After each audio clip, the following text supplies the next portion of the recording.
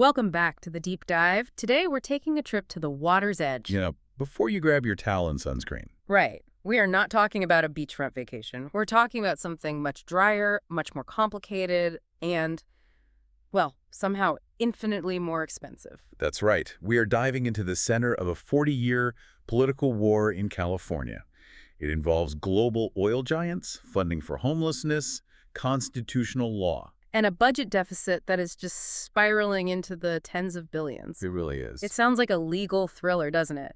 We've got a stack of sources here, from legislative reports, legal analysis from the Council on State Taxation, all the way to investigative pieces by the Climate Center.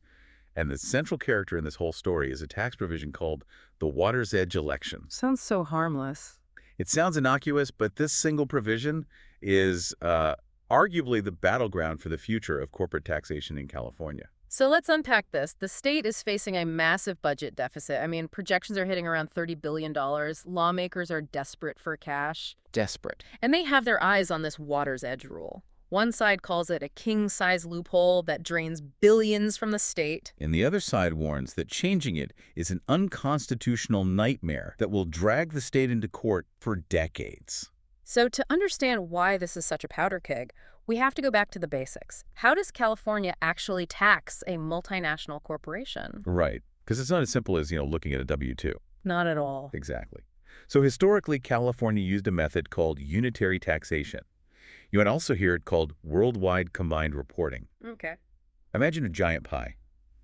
California looks at a corporation's entire global business, every single subsidiary, from Tokyo to London to San Francisco, and treats it all as one single unit. One big pie. Correct. Then they take a slice of that global income based on how much business the company actually did in California. And the corporations. I'm guessing they didn't love this. They absolutely hated it, Yeah. Especially the foreign ones and, of course, the big oil companies.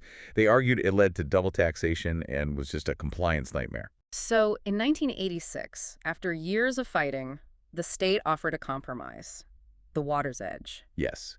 It allows corporations to elect, and that word is important, to choose, to draw a line at the water's edge. The U.S. border, effectively. Exactly. They only report income earned inside the U.S. to California tax authorities.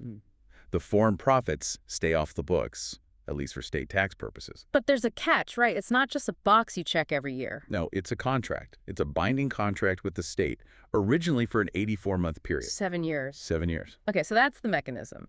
But the story of how we got here is where it gets really interesting. Our sources paint this picture of a political thriller in the 70s and 80s.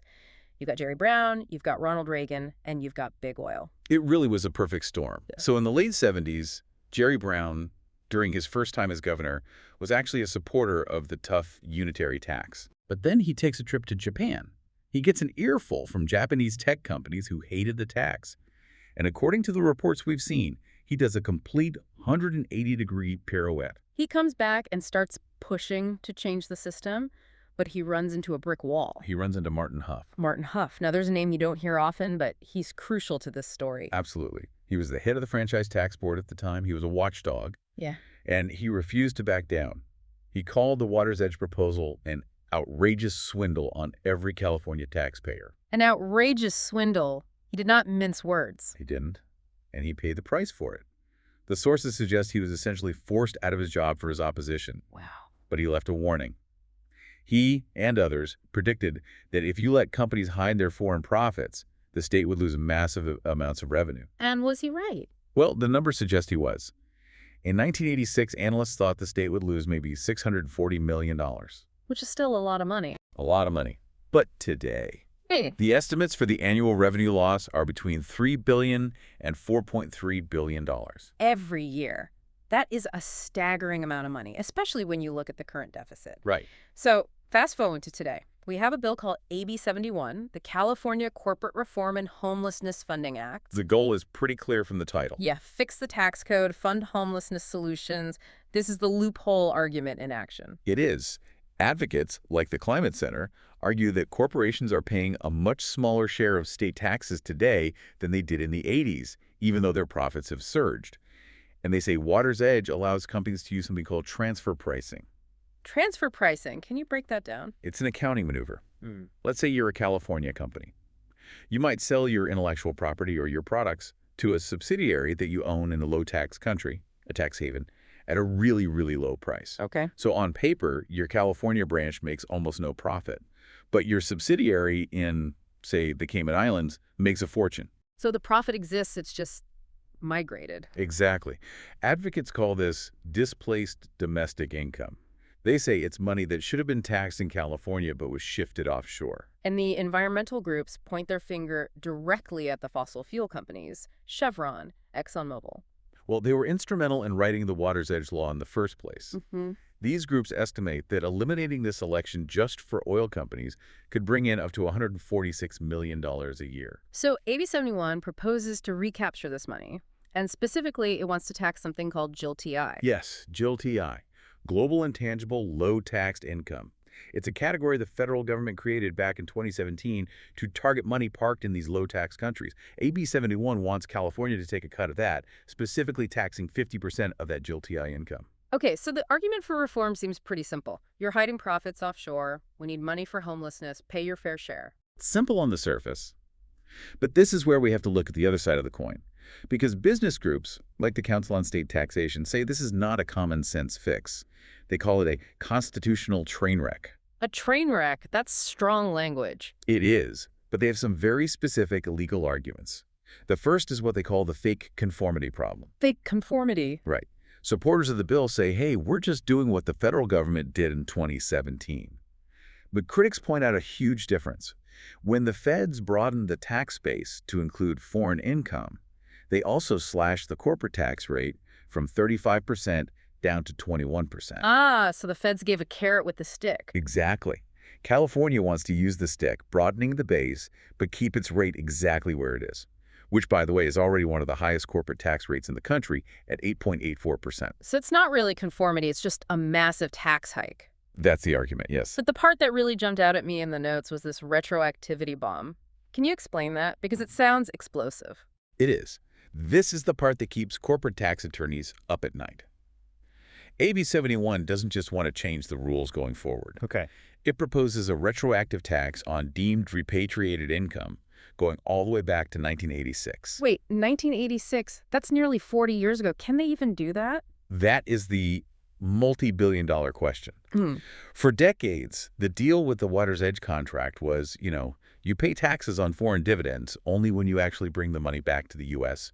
at a certain rate. Right. Now, the state is essentially trying to say, actually, we're going to tax 40% of everything you earned since the 80s, whether you brought it home or not. That feels like changing the score of a football game after the players have already gone home. Yeah, that's exactly how businesses see it. Yeah. Right. And this leads to the constitutional vulnerability, something called factor representation. Okay, let's break that down. Factor representation. So in state tax law, you can't just tax income because you feel like it. You have to prove the income was generated by activity in your state. You usually use a formula based on property, payroll, and sales. Makes sense. So if you want to tax the income from a factory in France, you generally have to include that factory's property and payroll in your formula. It dilutes the taxable percentage. Because the factory isn't in California. Right, but AB 71 tries to tax the income without fully counting those foreign factors. Critics argue this violates the Commerce Clause of the U.S. Constitution because it distorts the math to tax income that wasn't actually earned in California. And if it's unconstitutional, that means lawsuits. Years and years of lawsuits. And this isn't hypothetical. We have a recent example, the Microsoft case. Oh, right. Tell us about that. So recently, Microsoft fought the California Franchise Tax Board over how to calculate these Water's Edge taxes. And Microsoft won. They won. They won. They were awarded a refund of over $90 million. Wow, that's a hefty refund. It panicked the state. The Franchise Tax Board warned that this precedent could lead to billions in refunds from other companies. So what did the legislature do? I'm afraid to ask. They passed a new law to essentially override the court's decision. They just changed the rules because they lost. Effectively, yes. And that shows you how high the stakes are. If AB 71 passes and is later found unconstitutional, the state might spend the money on homelessness programs now. Only to be forced to refund billions of dollars 5 or 10 years down the road. It creates a future deficit bomb. Precisely. So on one hand, we have a potential $3 billion a year in revenue that advocates say is being dodged. On the other, a constitutional crisis and years of litigation. But there's another layer here, the coercion tactic. This is a fascinating bit of legislative maneuvering. AB 71 offers companies a way out. An escape hatch.